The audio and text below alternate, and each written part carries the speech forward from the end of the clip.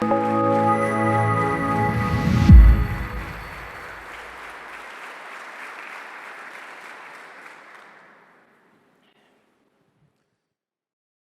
tardes a todos.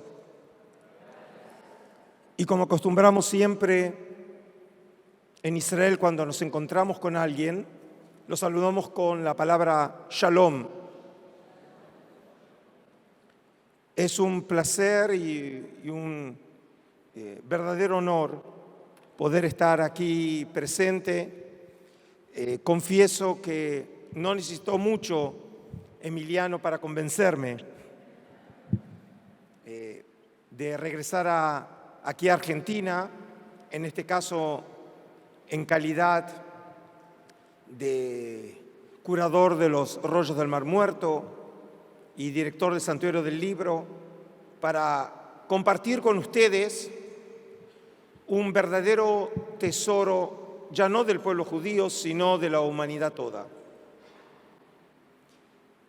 Este año, como bien saben, se celebra el 70 aniversario de la independencia del Estado de Israel, pero también celebramos el 70 aniversario del descubrimiento de los rollos del Mar Muerto.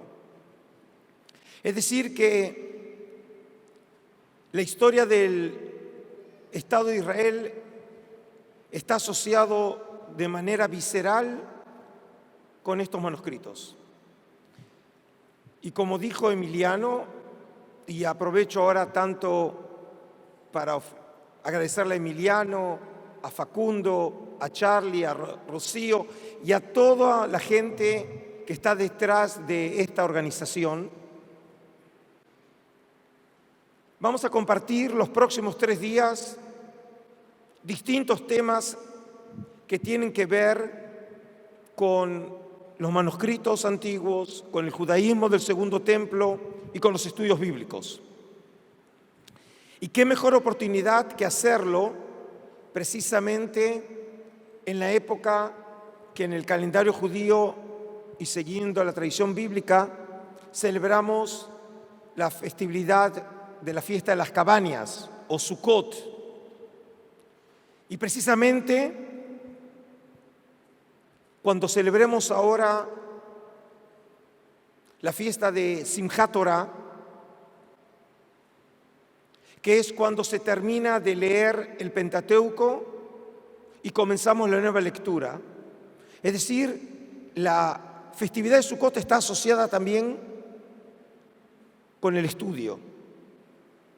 No sé si lo habían pensado de esa manera, pero de todas maneras, el hecho de que en el contexto, en los marcos de la festividad de Sukkot podamos llevar a cabo este seminario, creo que tiene mucho de significado.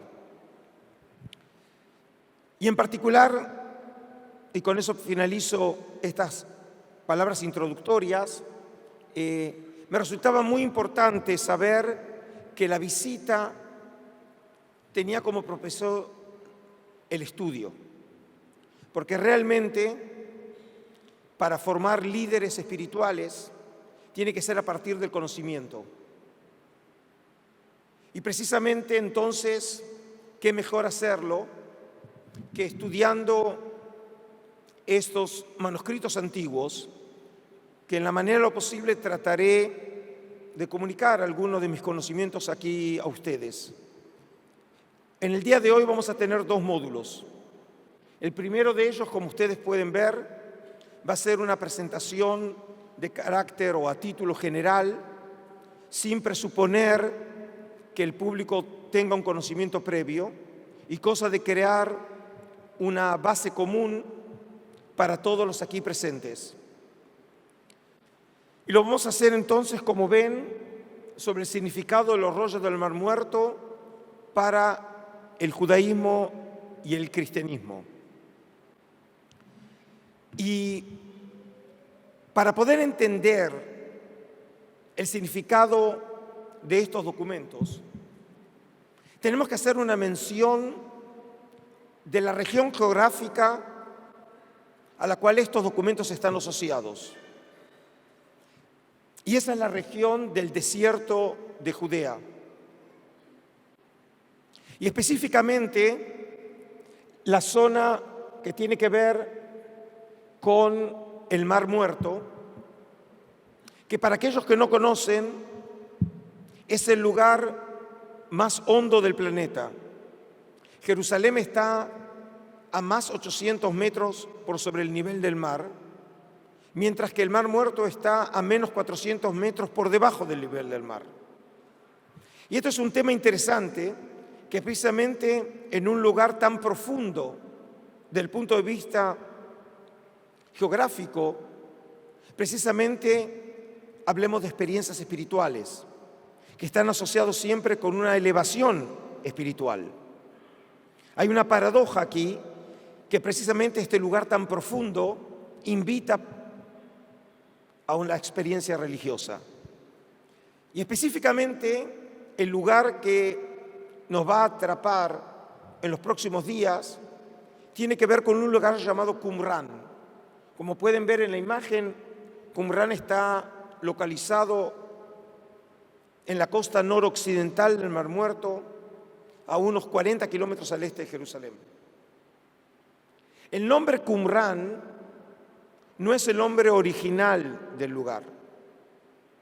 Incluso muchas veces se puede encontrar el nombre Qumran en mapas de la Palestina de la época de Jesús, pero es un uso anacrónico del nombre Qumran. Qumran es un nombre moderno, probablemente originario del árabe. Qamar en árabe significa luna, al igual que Jericó, que en hebreo es Jericó y se encuentra a unos 12 kilómetros al norte de Qumran. Y Areaj en hebreo también significa luna. El nombre Qumran empieza a aparecer en los libros de viajeros a la Tierra Santa a fines del siglo XIX, probablemente habiendo oído de los lugareños el nombre Qumran o Qumran, pero como dije, no es el nombre original del lugar. Y el desierto de Judea habrá de jugar un papel importante en los próximos encuentros. No solamente porque es el lugar donde se hallaron los manuscritos, sino también tiene que ver con el lugar de la comunidad del Mar Muerto, tiene que ver también con el lugar de actividad de Juan Bautista, tiene que ver con el bautismo de Jesús. Por lo tanto, en varios contextos a lo largo de estos encuentros volveremos a hablar del tema del desierto. Ahora, la historia de estos manuscritos antiguos tiene mucho de novelesco. En algunos casos incluso la sensación es que si no fuera cierta esta historia, solamente Spielberg podría haber escrito esta película. La historia comienza con beduinos de la tribu de Tamire, que hasta hoy en día viven en el área del desierto de Judea. Las imágenes estas son de los dos beduinos originales que hallaron los manuscritos, obviamente eran más jóvenes cuando los encontraron. Y ellos afirman que allá para fines de 1946 o el verano de 1947, en una de las cuevas de las tantas que hay próximas a Qumran, que hoy la llamamos la cueva número 1, pero obviamente para ellos era simplemente una cueva más. Y ellos afirman que en esa cueva, de casualidad, cuando estaban pastando unas ovejas, unas cabras, como estaban aburridos y no les funcionaba el wifi, entonces cuentan que ellos tiraron un guijarro y oyeron un ruido extraño. Y entonces tenían miedo que probablemente se tratara de un jinn o un demonio del desierto, y entonces no se animan a entrar, vuelven a la toldería y pasan unos días, y entonces vuelven con refuerzos. Y cuando ellos entran, ellos afirman que encontraron unos 10 vasijas como las que ustedes están viendo ahora. Y ellos cuentan que en 8 de las vasijas estaban vacías, que en una de las vasijas encontraron algo que parecía como tierra, y que en una vasija encontraron 3 manuscritos. La vasija estaba sellada, los manuscritos estaban cubiertos con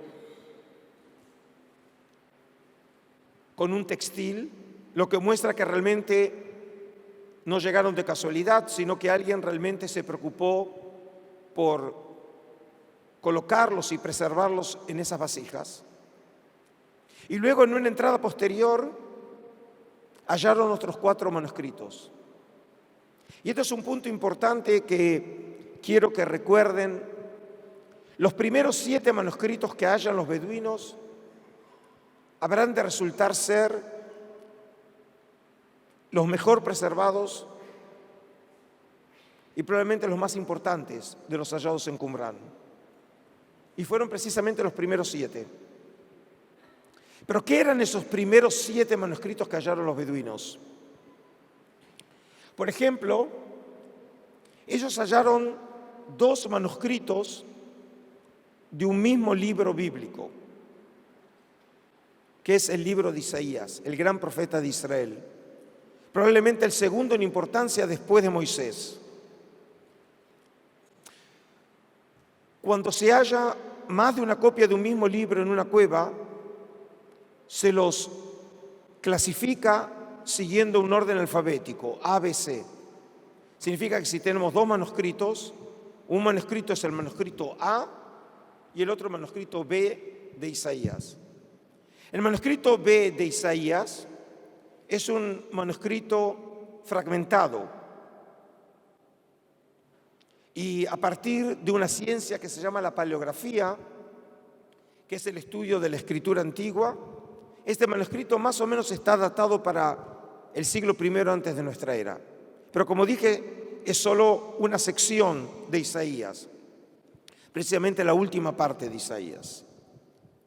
Y luego encontraron el manuscrito A. El manuscrito A de Isaías, y ustedes pueden ver cómo se anota siempre un manuscrito. El primer número arábigo es siempre la cueva, el número 1 en este caso. Q es Qumrán. Luego aparece el nombre, en este caso, del libro, en otros casos es el número de catálogo. Y luego la letra superescrita A, como dije, el manuscrito A de Isaías. Y en este caso el manuscrito es un manuscrito completo del libro de Isaías. Como imagino los presentes ya saben, el libro de Isaías es un libro extenso. Tiene, ¿cuántos capítulos? 66 capítulos. Son los libros más extensos de la Biblia hebrea. Y este manuscrito tiene los 66 capítulos del libro de Isaías en el orden masorético, como lo tenemos en nuestras Biblias contemporáneas. Sobre el tema de Isaías habré de dedicar el encuentro del día sábado, así que no lo habré de desarrollar el tema. Por ejemplo, ustedes pueden ver ahora un close-up del libro de Isaías. Pueden practicar el hebreo ahora, los presentes. En este caso, por ejemplo, aquí, los que saben hebreo, es una palabra fácil de leer, ¿no? ¿Qué dice acá? Jerusalén. Está escrito en hebreo, cómo se escribía el hebreo en la época de los macabeos. Y por eso los paleógrafos pueden datar de manera relativa, no absoluta, este manuscrito entre el 120 y 100 antes de nuestra era. Es decir, el manuscrito tiene 2100 años. Pero para poder entender el enorme significado que tiene este descubrimiento, que como dije el día sábado habré de desarrollar más en detalle, tienen que entender algo muy importante. Antes del descubrimiento de los manuscritos A y B de Isaías entre esos primeros 7 manuscritos hallados en Qumrán, los manuscritos bíblicos más antiguos que se conocían eran de la época medieval. Por ejemplo, en la imagen de la derecha tiene una imagen de una página del Códice de Leningrado, o como se lo conoce hoy como el Códice San Petersburgo, del siglo XI, probablemente escrito en Egipto, y hoy es conocido como el manuscrito bíblico más antiguo completo del mundo. Vuelvo a repetir, es el manuscrito bíblico más antiguo completo del mundo. Pero tiene solamente 900 años. Ahora, este es un punto muy importante que también lo vamos a desarrollar en el encuentro del sábado. Obviamente que no conozco la manera en que ustedes estudian aquí en la Escuela de Entrenamiento Bíblico. Pero debo suponer que las clases, cuando leen los textos, lo hacen en español. Significa que lo hacen a partir de una traducción. Y toda traducción, no importa cuál sea, siempre es una interpretación. No puede serlo de otra manera. Para traducir tengo que interpretarlo. Pero si ya superamos el problema de la interpretación de una traducción, tenemos otro problema, que es cuál es el texto que fue traducido o qué versión fue traducido. La versión que nosotros hoy utilizamos de la Biblia hebrea, no importa en qué lengua lo lean, es lo que se llama la versión masorética o Textus Receptus, que es un texto que se fijó hace solamente 1000 años. Pero el texto bíblico tiene una historia de milenios. Y por eso cuando tenemos un manuscrito de hace solo 1000 años, relativamente en la historia de la Biblia es un texto reciente. En la imagen de la izquierda tiene una imagen del Códice de Alepo, o conocido también como el Keter Aram Tzová. Es un manuscrito probablemente el más importante del texto masorético. Y a pesar de que se lo conoce con el nombre de Alepo, y Alepo es una ciudad o lo que queda de una ciudad en Siria, el manuscrito no nació en Siria, sino en la tierra de Israel, en Tiberíades, hace 1000 años atrás. Alguna vez estuvo completo y hoy solamente tenemos unas 295 páginas de las 490 originales. Y sea casualidad o no, también lo tengo en mi colección. Cuando digo mi colección, no soy el dueño de los rollos, ni tampoco del manuscrito. Si lo fuera, me puedo comprar no solo el teatro, sino buena parte de la ciudad de Buenos Aires. Pero este manuscrito, como dije, tiene solamente 1000 años. Había manuscritos antiguos de la Biblia hebrea, como este, el famosísimo Codex Sinaiticus. Y se lo conoce así porque a fines del siglo XIX fue encontrado por von Tischendorf en el monasterio de Santa Caterina en Jebel el Musa, en el sur de la península del Sinaí.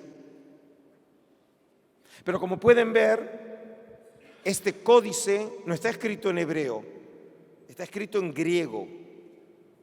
Y es un códice cristiano, no es un manuscrito judío. Y la paradoja es que precisamente los cristianos preservaron la más antigua traducción de las Escrituras a una lengua vernácula, que es el griego, hecha por judíos en Alejandría entre el siglo III y el siglo I antes de nuestra era.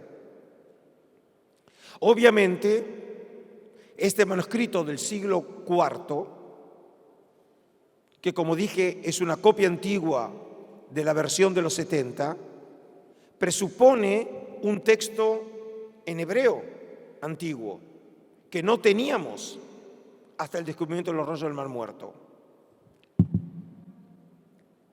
Pero obviamente cuando fueron encontrados los manuscritos de Qumrán, representó una verdadera revolución en los estudios bíblicos.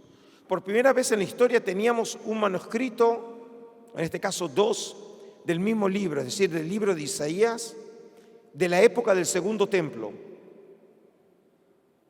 en su lengua original, en hebreo, en la lengua del profeta de Israel. Lo que colocaba en una nueva perspectiva la historia del libro de Isaías, desde el punto de vista textual. Ahora, si ustedes recuerdan, los beduinos hallaron 7 manuscritos. 2 dijimos, copias del libro de Isaías. ¿Y qué más hallaron los beduinos? Hallaron este manuscrito, el apócrifo del Génesis. El apócrifo del Génesis no es la copia del libro de Génesis que tenemos en nuestras Biblias hoy. Es un apócrifo. Es un libro diferente, escrito en arameo, datado para el siglo I antes de nuestra era. Y lo que contiene esta obra, que por cierto es el único manuscrito de este libro conocido en el mundo, este manuscrito contiene una nueva versión de las historias de Génesis. El manuscrito estaba muy dañado cuando fue hallado por los beduinos. Y lo que nos quedó cubre solamente desde el capítulo 5 al capítulo 15 del libro de Génesis. Y lo que tiene este texto de importante es que cuando el autor, obviamente anónimo, cuenta las historias de Génesis, presupone las historias que tenemos en el Pentateuco de Moisés, pero también le agrega historias apócrifas, en este caso de los patriarcas. Y eso significa que esta obra es un aporte excepcional para la historia de la exégesis. En otras palabras, ¿qué historias conocían los judíos sobre Noé o sobre el patriarca Abraham que nosotros no conocíamos? Y eso es muy importante porque, por ejemplo, cuando ustedes en el ministerio leen la epístola a los romanos, que como bien recuerdan, Abraham juega un papel central en la teología paulina. La pregunta es, ¿en qué Abraham pensaba Pablo? ¿Si acaso solamente en las historias que conocemos del Génesis o en otras historias como la que contaban los judíos hace 2000 años? La respuesta es obvia. Pablo conocía otras historias y por eso cuando podemos recuperar historias apócrifas de personajes bíblicos nos permite ampliar el conocimiento que tenemos sobre, en este caso, los patriarcas. ¿Y qué más encontramos en los manuscritos de Qumrán? Hallamos, por ejemplo, esta obra, también uno de esos 7, el comentario o Pesher de Habacuc. Como bien saben los presentes, Habacuc es uno de los profetas menores. El profeta vivió hace 2600 años, antes de la destrucción del primer templo de Jerusalén por los babilonios. Pero este no es el libro de Habacuc que tenemos en nuestras Biblias. Es un pesher o comentario de los oráculos de Habacuc. Y más específicamente, el comentario del grupo que vamos a presentar en unos minutos más, que es el comentario de la comunidad del Mar Muerto, cómo ellos leían Habacuc. Es decir, que tenemos aquí otra vez una obra que no conocíamos y que por primera vez en la historia, gracias a los beduinos, tenemos ahora en nuestras manos. Y eso es algo obvio que, como ven, este primer descubrimiento amplió de manera sustancial el conocimiento del judaísmo antiguo. Ahora, como se pueden imaginar, todo lo que acabo de decir le fue irrelevante a los beduinos. Los beduinos no tenían ningún propósito de aportar algo al estudio de la Biblia. Incluso no tenían ni idea de lo que habían encontrado. Y después de unos meses, sin saber qué hacer con esos manuscritos, y obviamente no estaban capacitados para evaluar el significado de esa obra, los beduinos finalmente deciden vender los manuscritos a dos vendedores de antigüedades de la ciudad de Belén. Uno es el que ven aquí en la imagen, Jalil Iskander Sahin, llamado Kando. Kando era un árabe cristiano, un comerciante de antigüedades, que por unas cuantas monedas le compra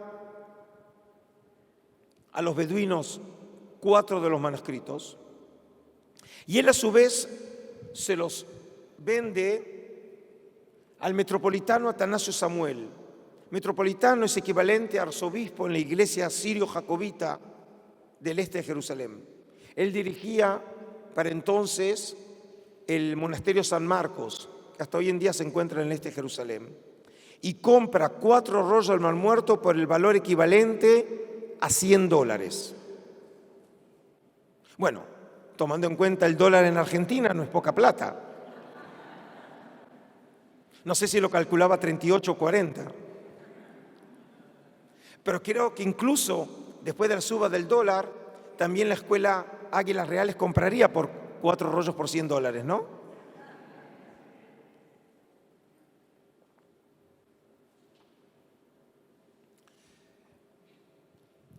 Atanasio Samuel tampoco sabe lo que está comprando, pero tenía buen olfato. ¿Y dónde está el aspecto judío de la historia? Ya tenemos beduinos, tenemos un sacerdote. La historia es tan increíble. A fines del año 47, los otros 3 manuscritos estaban en manos de un comerciante armenio de Belén y se lo vende al profesor Eliezer Sukenik, profesor de la Universidad Hebrea de Jerusalén.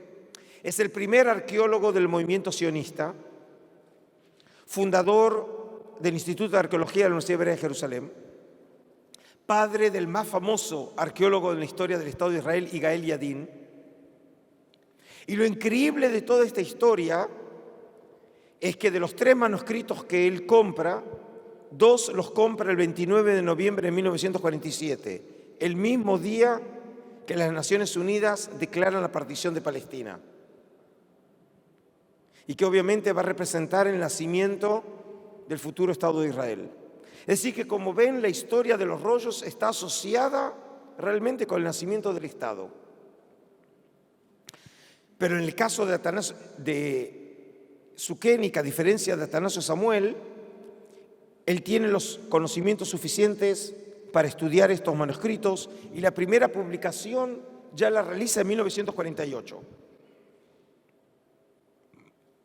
Y él es el primero, Sukenik, que sugiere que estos manuscritos probablemente tengan que ver con un grupo del judaísmo de esa época que son los esenios.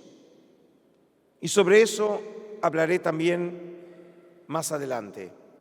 Pero Atanasio Samuel quería saber si había hecho un buen negocio y entonces decide finalmente llevar los manuscritos a la Escuela Americana del Estudio del Oriente. Hoy se lo conoce como el Instituto Albright en el este de Jerusalén, y se encuentra con la persona que ustedes ven en la imagen, John Trevor. John Trevor estaba haciendo el postdoctorado de la Universidad de Yale en el instituto, y como ven, le trae los manuscritos para que los americanos puedan evaluar el significado. Y fíjense lo que tiene sobre la mesa, no es papel higiénico, es el rollo de Isaías. Significa que es posible enrollar y desenrollar un manuscrito de hace 2000 años atrás. Es decir, es difícil imaginar que uno tiene un manuscrito de hace 2000 años que realmente todavía puede ser leído como si hubiera sido escrito hace algunos días atrás. En esos años, el gran profesor era William Foxwell Albright, el gran arqueólogo americano y biblista que enseñaba en Johns Hopkins University en Baltimore. Y cuando le envían unas imágenes de los manuscritos a Albright, Albright llega a la conclusión que estos manuscritos parecen ser originales. Y ya entonces Albright escribe, estamos hablando del mayor descubrimiento arqueológico del siglo, sin saber todavía lo que se habrá de descubrir. Ahora, estamos ya en 1948. La situación en la Palestina de esos años, todavía bajo mandato británico, la situación empieza a desmejorarse rápidamente. Y en mayo de 1948, cuando el Estado de Israel declara su independencia, estalla la guerra de la independencia, cuando los países árabes que rodean a Israel invaden Israel. Y obviamente la situación está muy compleja. Y los americanos le sugieren a Atanasio Samuel que saque los manuscritos de la tierra de Israel. Y entonces, a fines del 48, Atanasio Samuel saca los manuscritos de contrabando vía Beirut a los Estados Unidos. Pero ahora entiende que los manuscritos tienen un enorme valor. Y entonces piensa que si los llegara a vender bien, con ese dinero podría promover los intereses de la iglesia sirio-jacobita en los Estados Unidos. ¿Y se acuerdan cuánto había pagado él, no? $100. Ahora quiere $1 millón. Aquí seguramente la Escuela Águilas Reales va a dudar un poco, ¿no? $1 millón es una fortuna. Pero ¿cómo puede vender los rollos? Entonces lo que hace Atanasio Samuel, comienza a exhibirlos. Por primera vez en la historia los rollos están en exhibición en la Biblioteca del Congreso en Washington, en la Escuela de Estudios Orientales de la Universidad de Chicago. Y les voy a mostrar ahora una imagen que conseguí en los archivos de la Universidad de Duke en Carolina del Norte. Y fíjense dónde los rollos estuvieron en exhibición, en la iglesia en Duke. Fíjense, aquí pueden ver la cruz, el altar, y aquí tienen ustedes los manuscritos. Imagínense qué pensó el público que vino a ver la exhibición. Los manuscritos están en exhibición en una iglesia, el dueño de los manuscritos es un sacerdote y los rollos vienen de la época de Jesús. Es decir, que vemos que ya casi desde un comienzo empieza a haber un interés mundial por estos manuscritos, porque obviamente al venir de la tierra de Israel y muy próximos a la época de Jesús, generan un interés mundial, esperando que los manuscritos puedan echar luz en figuras como Juan Bautista, Jesús o Pablo, que sobre eso vamos a hablar en el próximo módulo. Y probablemente para sorpresa de los presentes, Atanasio Samuel no consigue venderlos. Uno, porque el costo es muy grande. Otra, porque no todos estaban convencidos que fueran tan antiguos. En esos años comienza a haber una polémica y algunos creen que son de época medieval.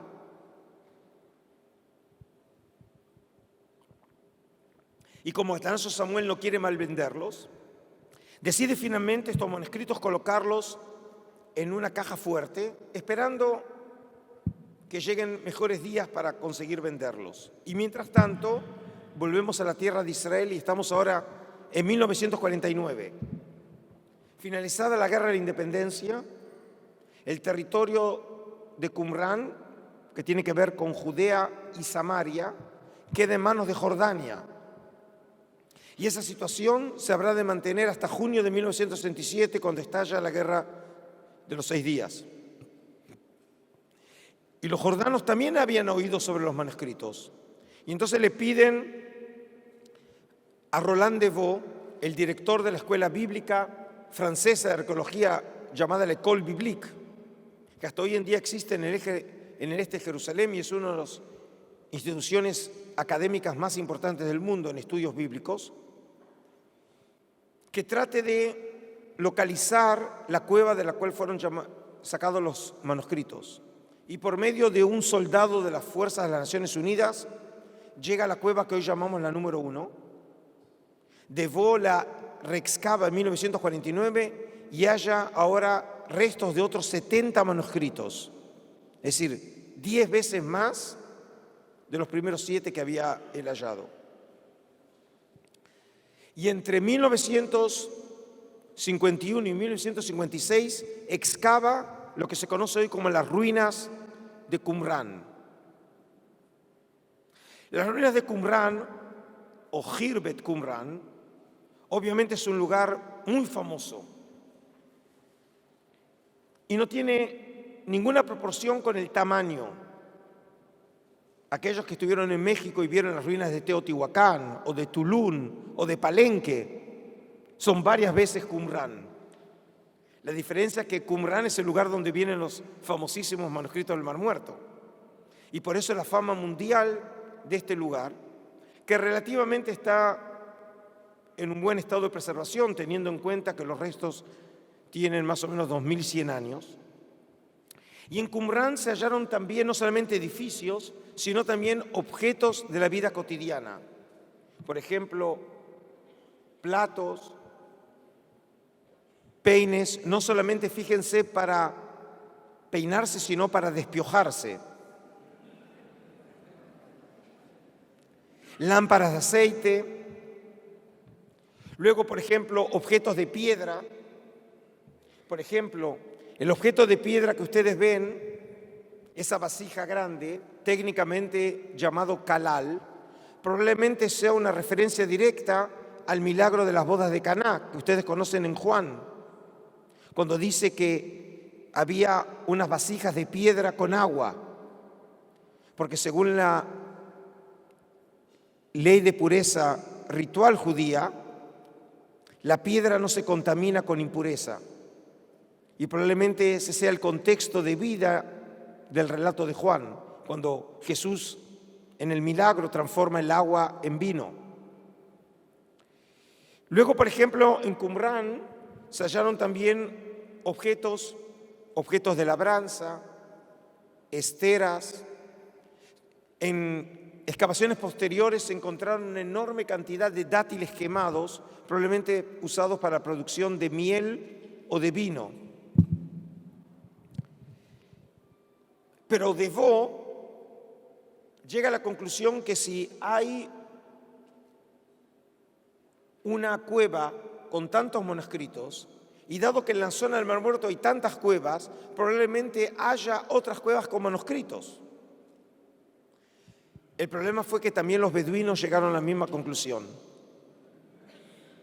Y comienza una carrera alocada entre beduinos y arqueólogos, ¿quién llega ahora primero a los rollos? Y como pueden suponer, los que ganaron la competencia fueron los beduinos. Ellos conocen la región de una manera mucho más osada. Ellos entraban a las cuevas y por eso las mejores cuevas con manuscritos las hallaron los beduinos. La número 1, la número 4 y la número 11. Por ejemplo, la número 4 se encuentra frente a los edificios de Qumran. Solo en esa cueva se hallaron 15.000 fragmentos de manuscritos. Vuelvo a repetir, 15.000 fragmentos de manuscritos. ¿Y qué significa fragmentos de manuscritos? Aquí tienen. Este es un documento, pero formado por fragmentos, que obviamente fueron reconstruidos por los biblistas. El 80% de los manuscritos del Mar Muerto están escritos en cuero de animal. Como nosotros los judíos leemos la Torá de un rollo escrito en cuero de animal. y un 20% en papiro. La mayoría de los manuscritos están escritos en hebreo, utilizando distintas grafías, pero hebreo. Pero hay también una minoría en arameo, como pueden ver aquí, y hay también, por ejemplo, en griego. Aquí tienen un fragmento griego de la traducción de los 70, que es un papiro del libro del Levítico, el tercero del Pentateuco de Moisés. Y fíjense que el manuscrito es muy famoso por la forma, se parece al moderno Estado de Israel. Por eso algunos dirían que es un manuscrito político. Pero para políticos los tengo los de la embajada. Ahora, pero hay un manuscrito único entre los rollos del Mar Muerto, que no está escrito ni en cuero de animal ni en papiro, sino está escrito en cobre. Y por eso se lo llama el rollo del cobre, hallado en la cueva número 3, que es la más norteña de todas las cuevas. Y fíjense, este es el momento, la imagen original. Son dos fragmentos de un mismo manuscrito, no son dos. Son dos partes de un mismo manuscrito. Está escrito en hebreo, en un hebreo tardío, de fines del siglo I de nuestra era. Y el manuscrito, para poder ser desenrollado, fue llevado a la Universidad de Manchester, en Inglaterra, y fue cortado con piedra de diamante. Y hoy, como lo ven aquí, hoy lo ven cortado en lonjas, y el original está en el Museo Arqueológico de Amán, en Jordania. Y este documento es excepcional no solamente por el material, sino también por el contenido. El documento habla de 64 sitios en la zona del desierto de Judea en donde se enterraron tesoros de oro y plata. Como ven, es una historia de lo Indiana Jones, pero esta es verdadera. La última cueva fue la cueva número 11. Y por rara casualidad, la cueva número 1 y la cueva número 11 es donde se hallaron los manuscritos en el mejor estado de preservación. Y se halló esta verdadera joya de los rollos del Mar Muerto, que es el rollo del templo. El rollo del templo es el documento más extenso hallado en Qumrán. Tiene más de 8 metros. Escrito en hebreo. Es un libro que no lo conocíamos antes.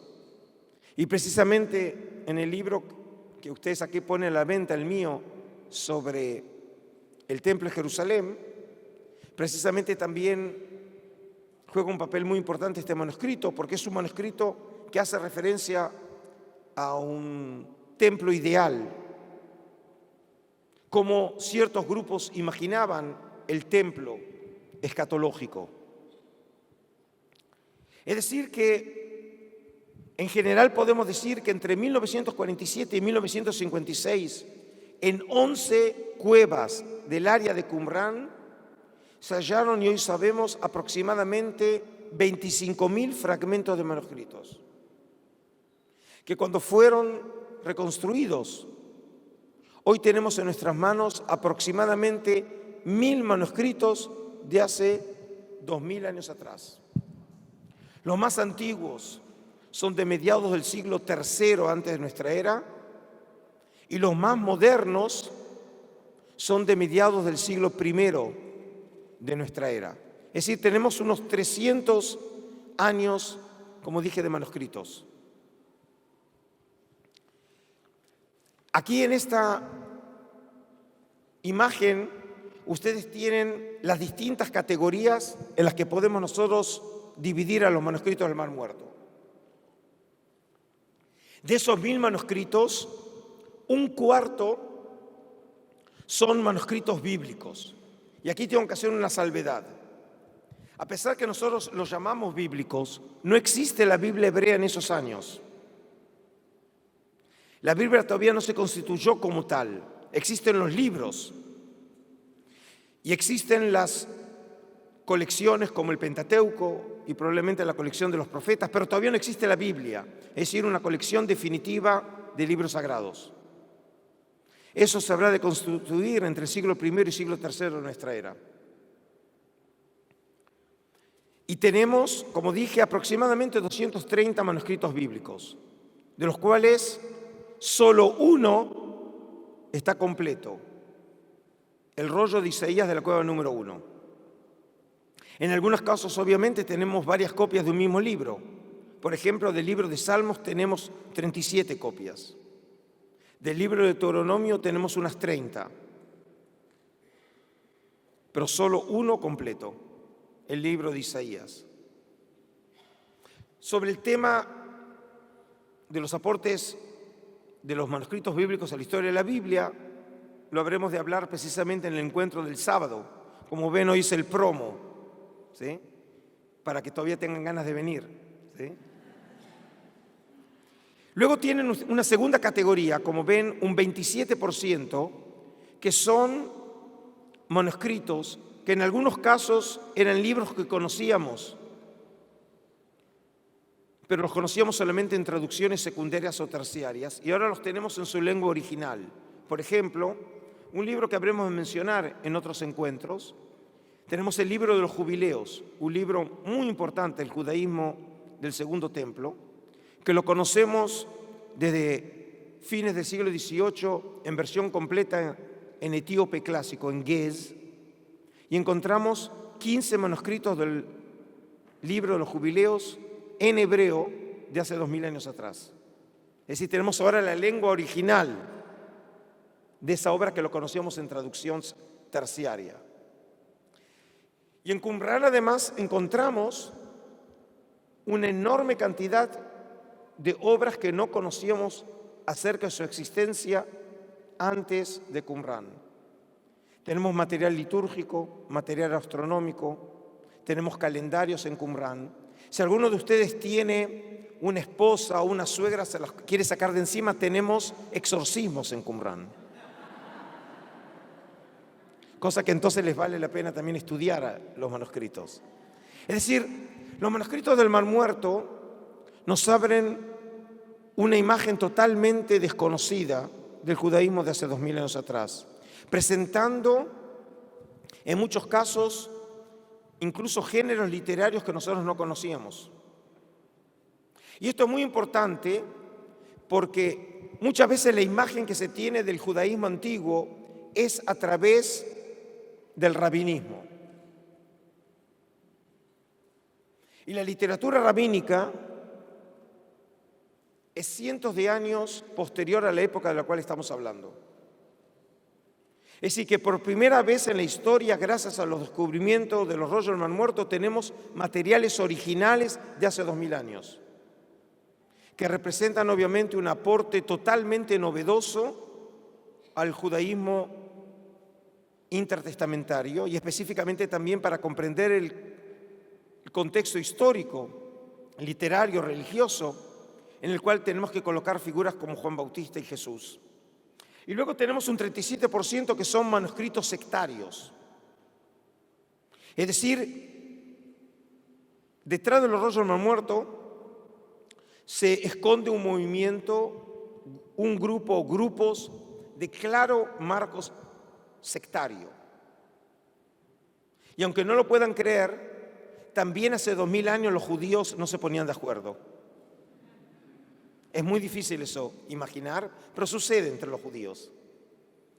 Es decir, que los rollos del Mar Muerto nos abren una nueva imagen de la realidad política, social, económica y religiosa del pueblo de Israel hace 2000 años, para entender la plurivalencia de ese judaísmo, su riqueza y sus complejidades, que precisamente los manuscritos del Mar Muerto nos permiten descubrir. Pero muchas veces, cuando se habla de los manuscritos del Mar Muerto, la gente no sabe que en Qumran no es solamente el único descubrimiento en la zona del desierto de Judea. Como ven aquí en el mapa, hay otras localidades en el área de Judea en Wadi Murabat, en Nahal Heber, en Masada, en donde se hallaron también manuscritos. Pero no hay nada parecido a Qumrán. Por la cantidad, por la calidad, por la variedad, Qumrán es único. Y en ese caso, entonces, Qumrán nos obliga a entender de otra manera el descubrimiento. Es decir, tiene que ver con un fenómeno particular diferente a los otros sitios en donde se hallaron los manuscritos. Ahora, los manuscritos hallados entre 1949 y 1956 fueron llevados en la época de los jornados a este museo, el Museo Rockefeller, que fue construido en la década del 30, todavía del mandato británico, y dentro de ese museo, ubicado hasta hoy en día en el este de Jerusalén, se constituye en la década del 50 una comisión internacional dirigida por Roland Devaux. Y entonces, en ese caso, esa comisión internacional comienza a estudiar los manuscritos del Mar Muerto. Y fíjense, se llama este descubrimiento, como un investigador lo llamó, el rompecabezas más grande de la historia de la humanidad. Ahora, quiero que entiendan la complejidad de este estudio de los rollos. Porque obviamente cada fragmento tenía que ser primero limpiado, fotografiado, porque en muchos casos, si no, era imposible su lectura utilizando simplemente los ojos. Y en esa época la técnica más avanzada era la de lo que se llama la técnica infrarroja. Obviamente, los estudiosos tenían que dominar las lenguas de estos manuscritos, el hebreo, el arameo, el griego. Tenían que tener profundos conocimientos bíblicos. No había computadoras en esos años. No podían buscar en Google. Había que conocer los textos. Y digamos que después de todo eso comienzan a descifrar el manuscrito. Y digamos que encontraron las palabras: en un principio Dios creó. Bueno, como en un rompecabezas, sabiendo cuál es el original, yo sé dónde colocar el fragmento, ¿no? Pero díganme, ¿cómo puedo reconstruir un documento que nunca leí? Yo dije que entre los rollos del Mar Muerto se encontraron cientos de obras que no conocíamos antes del descubrimiento. ¿Cómo puedo reconstruir un documento que no conozco? Es decir, que realmente los investigadores se vieron forzados a desarrollar distintas metodologías a fin de poder reconstruir los manuscritos, y a partir de mediados de los años 50 del siglo pasado comienzan a publicarse de manera sistemática en la serie en Oxford, que se llama DJD, Discoveries in the Judean Desert, y ese proyecto finalmente se terminó para el año 2000. Y hoy los materiales los tenemos, todos los materiales que obviamente pudieron ser reconstruidos. Los tenemos publicados, los tenemos en versión digital. Pero ustedes se acuerdan que 4 rollos del Mar Muerto los habíamos dejado en los Estados Unidos.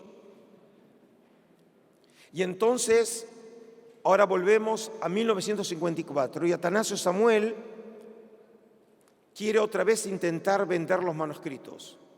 ¿Y qué se le ocurre? Algo muy obvio: puso un aviso en el diario.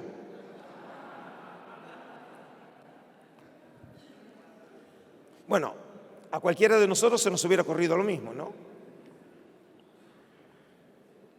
En el Wall Street Journal del 1 de junio de 1954, como ven, miscelenio for sale. Obviamente no hay en el diario una sección rollos del Mar Muerto a la venta. Y el texto dice: 4 rollos del Mar Muerto, manuscritos bíblicos que datan de por lo menos 200 antes de la era común, se ofrecen a la venta. Y esto sería un regalo ideal, obviamente, es ideal. Si alguno de ustedes quiere sorprender a alguien, compren rollos del Mar Muerto. Para una institución religiosa o educacional, por un individuo o grupo. Y lo increíble de esta historia es que ese mismo día, quien estaba en Washington, Yigael Yadin, el hijo del profesor Sukenik. El padre había fallecido en 1953. Sukenik le había contado a Yadin que él sabía de otros 4 manuscritos que no había podido comprar en Jerusalén. Y entonces, el 1 de junio de 54, recibe un llamado de un periodista diciéndole si había visto el aviso en el diario. Y entonces recordó que el padre le había comentado sobre esos 4 manuscritos. El problema de Yadin era obvio. Por un lado, que un árabe cristiano no se lo vendería a un judío, y además de eso quería $1 millón. Pero como sucede siempre en Israel, cuando ustedes van al mercado árabe, comienzan con una cifra y empiezan a bajar. Y no importa cuánto bajen, siempre tienen que saber que el vendedor va a estar ganando el 1000%. Y finalmente llegan a $250,000, que todavía era una suma muy importante en esos años. Yigael Yadin consigue de un filántropo judío de New York, Samuel Gottesman, $150,000 y recibe en préstamo del gobierno de Israel $100,000. Piensen, estamos hablando de los años 50. El Estado de Israel es un Estado pobre que está recibiendo los inmigrantes. $100,000 es muchísimo dinero para comprar manuscritos. Lo que prueba entonces qué importantes son los libros para el pueblo de Israel. Y finalmente compra Yigael Yadin los manuscritos y llegan a Israel. El entonces primer ministro del Estado de Israel, Moshe Sharet, en febrero de 1955, anuncia al mundo que los manuscritos del Mar Muerto están en manos de Israel. Los 3 primeros y ahora los 4, que son los primeros 7 hallados por los beduinos. Y aunque no lo crean, la primera vez que los rollos del Mar Muerto están en exhibición es en 1955 en Jerusalén. Aquí ven al entonces presidente del Estado de Israel, Yitzhak Ben-Tzvi, viendo los manuscritos. Pero todavía en esos años es una exhibición no permanente. Por primera vez se exhiben de manera permanente los rollos del Mar Muerto en lo que luego va a ser el segundo campo de la Universidad Hebrea en Givat Ram, en Jerusalén. Está frente a las oficinas del primer ministro de Israel, hoy en Jerusalén, y en una pequeña habitación, el 29 de julio de 1957 se inaugura la primera exhibición permanente de los rollos del Mar Muerto en Jerusalén. Pero era una habitación muy pequeña. Y entonces se decide construir un edificio en acorde a semejante descubrimiento. Y entonces, a comienzos de la década del 60, se construye la institución que yo dirijo, que se llama el Santuario del Libro, entre 1961 y 1965. Y finalmente, el Santuario del Libro, como parte del complejo del Museo de Israel, que hace las veces de Museo Nacional, se inaugura el 20 de abril de 1965 y es la primera ala de exhibición en el Museo de Israel que se inaugura. El museo se va a inaugurar el 11 de mayo del 65. Y desde entonces, esta sala, que es la tercera sala del Santuario del Libro, que hace las veces de santo de los santos, como en el Templo de Jerusalén, es donde se encuentran los rollos originales. Como ustedes bien saben, todo estudioso cree que su tema de investigación es el más importante, a diferencia de mi caso, que tengo razón. Porque ahora en serio, no hay mayor tesoro cultural en el mundo del pueblo de Israel que no sean los rollos del Mar Muerto. Eso siempre y cuando no se encuentren restos de las tablas de Moisés.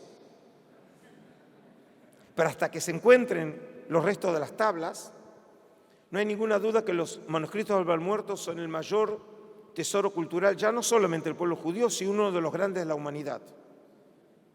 Y como dije, los originales están en exhibición en el Santuario del Libro.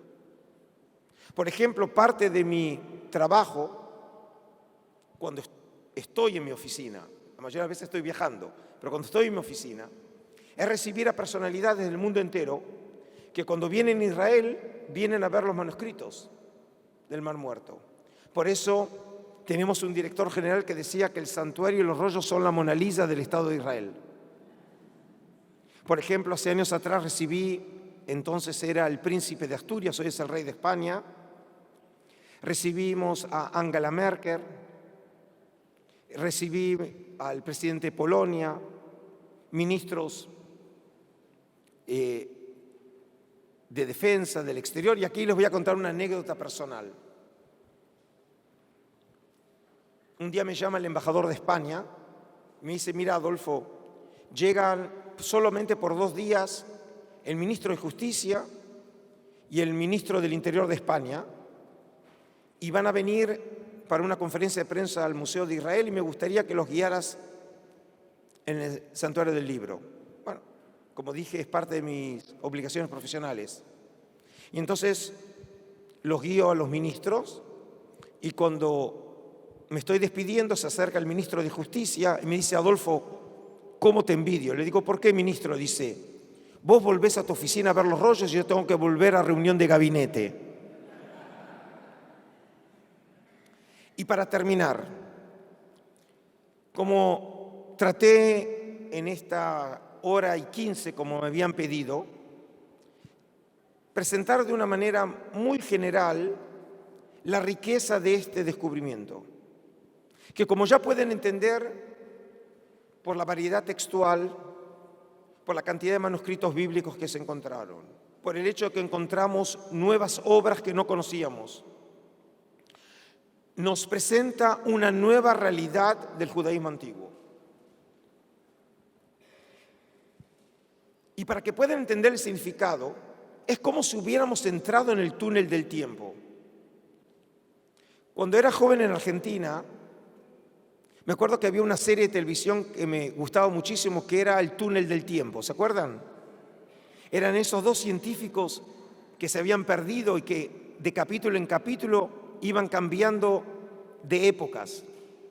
Los rollos del Mar Muerto es como si fuera un viaje por el tiempo. Es como si hubiéramos encontrado restos de dinosaurios, documentos que se encontraron en cuevas y que no fueron tocados por el hombre desde que fueron colocados en las cuevas hace 2000 años atrás.